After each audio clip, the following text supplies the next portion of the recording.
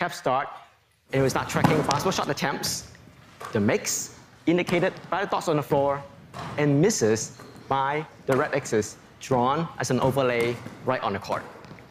With the new iPhone and CoreML 2, we see a massive performance gain that allows us to do a lot more. The powerful A12 Bionic that our CoreML models run up to 9 times faster, and that unlocks new features that were not possible before. Homecourt is giving players immediate feedback to help them understand if they are practicing with the right form. Release time is also a great indicator of whether the player is shooting at game speed while staying low. These meaningful insights and feedback just weren't possible before.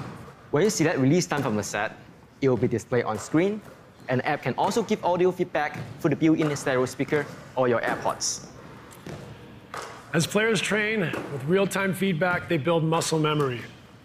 I really wish that when I was younger, we had these tools.